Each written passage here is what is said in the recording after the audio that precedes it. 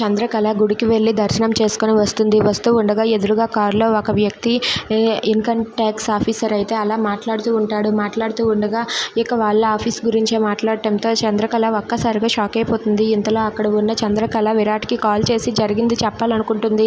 కానీ విరాట్ అయితే ఆ ఫోన్ని ఆన్సర్ చేయకుండా దానికి ఫోన్ నాకు ఎత్తవలసినంత అవసరం లేదని చెప్పి అనుకుంటాడు. ఇక చంద్రకళ అయితే భయపడుతూ ఉంటుంది.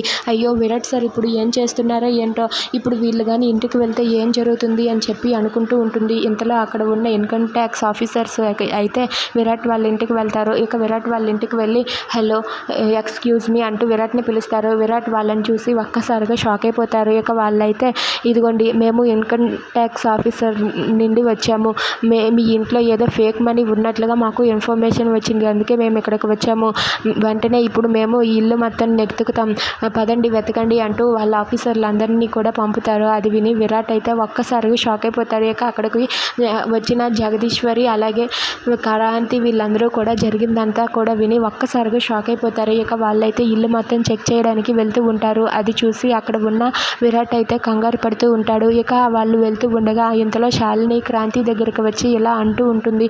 క్రాంతి, నీ రూమ్లో ఉన్న డబ్బు అలాగే ఉందా అని చెప్పి అంటుంది. ఆ మాటకి క్రాంతి అయితే అలానే ఉంది, ఇప్పుడు నా రూమ్ కాసే వెళ్తున్నారు వాళ్ళు అని చెప్పి అంటాడు. అది వినగానే జగదీశ్వరి విరాట్ వాళ్ళైతే ఒక్కసారిగా షాక్ అయిపోతారు. ఇక వాళ్ళైతే చెక్ చేస్తూ ఉంటారు. అలా చెక్ చేస్తూ ఉండగా ఇక్కడ ఉన్న విరాట్ అయితే కంగారు పడుతూ ఉంటాడు. ఇంతలో అక్కడ ఉన్న చంద్రకళ స్కూటీ మీద వస్తూ ఇప్పుడు వీళ్ళు కానీ ఇంటికి వెళ్ళారో ఏంటో, ఇంటికి వెళ్తే అక్కడ ఎంత రాద్ధాంతం జరుగుతుందో ఏంటో అని చెప్పి చంద్రకళ స్కూటీ మీద ఫాస్ట్గా వస్తూ ఉంటుంది. అలా చంద్రకళ వస్తూ ఇంట్లో ఏం జరుగుతుందో ఏంటో అని చెప్పి కంగారు పడుతుంది. ఇంతలో ఆ ఆఫీసర్స్ అయితే మొత్తం అంతా కూడా చెక్ చేస్తూ ఉంటారు. చెక్ చేస్తూ ఉండగా క్రాంతి అయితే నా రూమ్లోనే బ్యాగ్లో ఆ డబ్బు ఉంది అని చెప్పి విరాట్ శాలినితో అంటాడు. అది విని శాలిని ఒక్కసారిగా షాక్ అయిపోతుంది. అలా వాళ్ళైతే కంగారు పడుతూ ఉంటే లోపల ఆఫీసర్స్ అయితే చెక్ చేస్తారు. ఇక చంద్రకళ తన ఇంటికి ఏమీ కాకుండా కాపాడుకోగలదా? If you like this video please subscribe our channel.